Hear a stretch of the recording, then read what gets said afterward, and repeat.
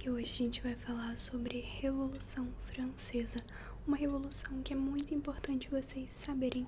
Cai no Enem, cai na prova da escola, cai na vida real. Você precisa entender a Revolução Francesa para entender outras revoluções e também para entender ideais e pensamentos que a gente tem até hoje em dia. Então, vamos lá. Eu espero muito que você goste desse vídeo e claro que você já classifique ele pra mim aqui, dê um like e comente aqui embaixo que horas você tá assistindo esse vídeo. Meia-noite? Isso só você pode me dizer. Então diga aqui embaixo que horas você tá vendo esse vídeo. Eu quero também agradecer nesse vídeo a todos os patrocinadores do canal, que os nomes deles vão aparecer aqui na tela. Eles são os inscritos do canal que sempre contribuem com o canal para o crescimento do canal, para a melhora do canal através do Pix. Isso é muito importante pra mim, porque graças a vocês eu comprei novas coisas pro canal. Eu comprei uma ring light nova, eu comprei um celular novo pra que a gente possa gravar. Eu comprei esse piscazinho novo, coisinhas que a gente sempre tem gastos aqui no canal. Então é isso, a sua doação é muito importante. Para os meus inscritinhos pequenininhos ainda que estão na escola, bonitinhos, não estudem só comigo, tá? Vocês precisam estudar com o professor. Eu tô fazendo um resumo aqui pra vocês em ASMR e tudo mais pra você dar aquela relaxada. Mas eu espero que te ajude na prova. Estude bastante, tá? E vamos começar. Então vamos lá pra gente entender primeiro por que a França passou por uma revolução. A gente tem que entender por que começou uma revolução, certo? Bom, vamos pensar. Uma revolução é uma revolução que parte do povo, certo? Uma revolução que parte da massa, da maioria. E essa é uma revolução contra o governo, do povo contra o governo. Então por que será que houve uma revolução? Porque a França estava passando por muitas dificuldades que eu vou explicar pra vocês. Bom, em primeiro lugar, a França estava passando por uma crise agrária. Significa que era uma crise na agricultura e os camponeses faziam dinheiro justamente com o plantio de coisas, especialmente trigo. Então assim, eles comiam muita massa. Tem alguns lugares que as pessoas falam que a Maria Antonieta, que era a rainha, ela só comia pão. Será que é verdade? Eu não sei. Eu não li nada que ela só comia pão. Eu acho que deve ser muito difícil para os historiadores eles pensarem lá atrás, né? Em 1789, já anota essa data, 1789, que é onde começa a Revolução Francesa. Eu acho que deve ser muito difícil para eles pensarem nessa época. Não pensarem, mas pesquisarem nessa época o que eles realmente comiam. Eles comiam muitos alimentos derivados do trigo. Agora se ela só comia pão, aí eu já não acredito nisso, né? Acho que eles tinham ali umas receitas a mais. Interessante é que os americanos, a galera lá dos Estados Unidos, eles aprendem na escola que a rainha Maria Antonieta, que ela comia bolo, cake. Mas a gente não aprendeu assim, né? A gente aprendeu lá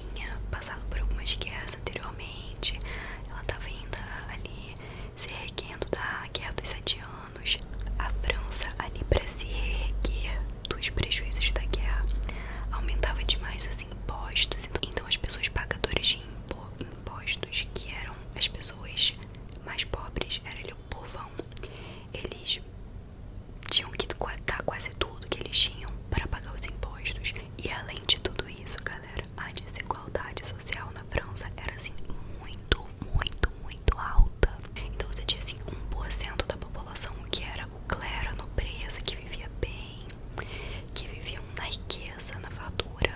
E aí você tinha uma galera ali que ainda eram comerciantes, né, que tinham profissões que ainda conseguiam viver ok. E tinha galera ainda embaixo, os camponeses, como eu falei, que estavam sofrendo muito com isso, desempregados,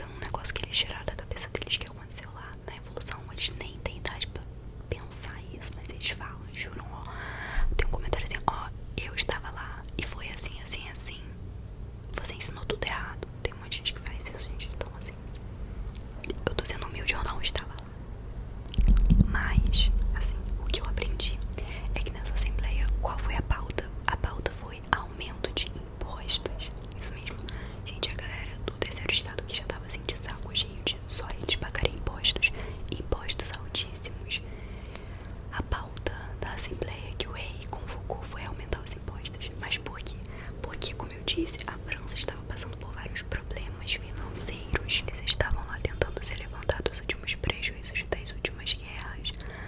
E qual seria a solução para isso? Ter mais dinheiro, né? Eles precisavam de mais dinheiro para tudo. E o dinheiro vai sair do bolso de quem? Do rei, da rainha, da igreja. Vai sair do bolso do povo, do terceiro estado. Então eles querem aumentar os impostos para tentar solucionar o problema da França. Mas obviamente que o terceiro estado não quis aceitar isso. Mas o que eles fizeram? Como o rei, ele é um rei absolutista, ou seja, ele é absoluto, só a palavra dele importa. Ele decidiu que os votos para essa assembleia seriam por estado. Significa que cada estado pode dar um voto, mas tem 3 estados e 2 têm uma opinião conveniente. O primeiro e o segundo estado querem aumentar os impostos do terceiro estado e continuar não pagando impostos. Então eles 2 decidiram, 2 votos, que vão aumentar os impostos, e o terceiro estado votou não. Porém, eles são uma minoria, 99% da população. Então, teve que aumentar os impostos. Mas o terceiro estado não quis aceitar isso de jeito nenhum, gente. Então, o que aconteceu? Começou um grande problema ali, porque eles vão começar a revolução. Só que porque eles vão começar uma revolução, eles poderiam só simplesmente aceitar e continuar vivendo na pobreza. Mas vocês lembram que o ideal iluminista estava em alta na Europa? Vocês lembram que eu também fiz um vídeo sobre iluminismo? Inclusive eu também vou fazer um remake dele, um vídeo mais atualizado do iluminismo. Mas vocês lembram dos ideais iluministas? São os ideais de liberdade, de liberdade de expressão, de direitos, a sua propriedade privada, a sua vida. Esses ideais iluministas estavam em alta na França. E esse iluminismo, esse ideal iluminista, motivou e incentivou de certa forma a Revolução Francesa. Então os franceses, eles começaram a pensar ali, né, mais racionalmente, de que eles têm direitos, né, e de que eles têm a liberdade de se opor. Então eles vão convocar uma assembleia, mas dessa vez vai ser uma assembleia só para o terceiro estado. Primeiro e segundo estado não vão participar da assembleia. Essa assembleia foi chamada de Assembleia Nacional Constituinte e ela tinha o objetivo ousado de acabar com a monarquia na França. Vamos derrubar o rei. Acabou essa palhaçada, o rei vai cair, esse absolutismo vai cair e a gente vai governar a França. Então o terceiro estado tinha o objetivo ali, ó, de ficar independentes do rei. O que eles fizeram, gente? Eles atacaram o rei, eles prenderam o rei e a rainha, porque tudo que eles queriam é ficar livres desse governo. E o que aconteceu? Um acontecimento super importante que você também já deve ter ouvido falar é a queda da Bastilha. A queda da Bastilha aconteceu em 14 de julho de 1789.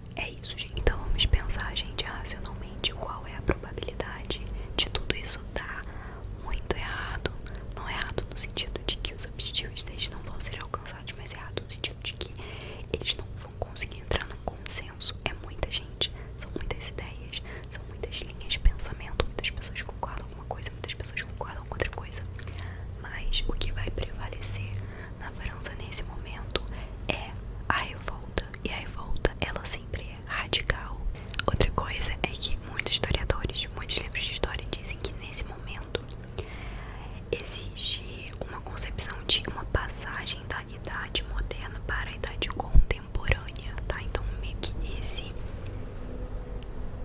ato, esse acontecimento vai marcar ali o fim da idade moderna para o início da idade contemporânea. Também é importante de vez em quando essas coisas caem em provas também. O que vai acontecer, galera, é que nesse momento que toda essa coisa de evolução tá acontecendo, a queda da Bastilha, claro que tem que ter alguém que tá à frente, que tá no comando, não no poder, digamos, mas no comando. Quem foi que começou a ficar no comando nessa época? Que são aqueles que sentavam à esquerda, que era a galera lá que era mais raivosa e evolucionária, que queria fazer uma coisa uau. Então eles começam a meio que se apropriar ali do poder, porque o rei está preso nesse momento. Ele ainda é o rei, mas ele está preso, presinho.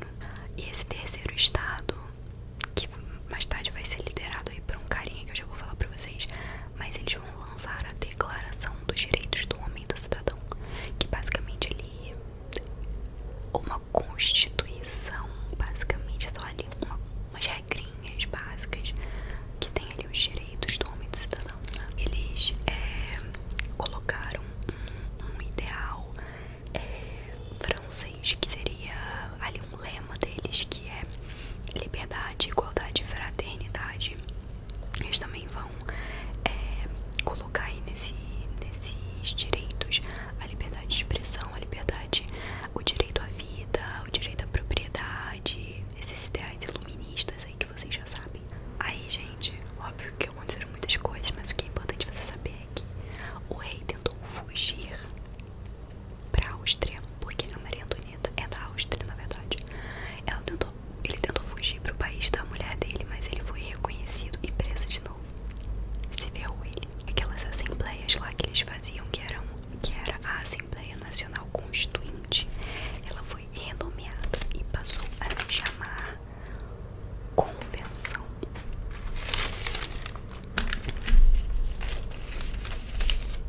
Então ali mais ou menos em 1792, ó, a gente já passou uns aninhos aí, hein? Claro que muita coisa rolou. Isso aqui é só uma resolução, vai ficar gigante. Mas em 1792, a Assembleia Nacional Constituinte passou a se chamar Convenção Nacional.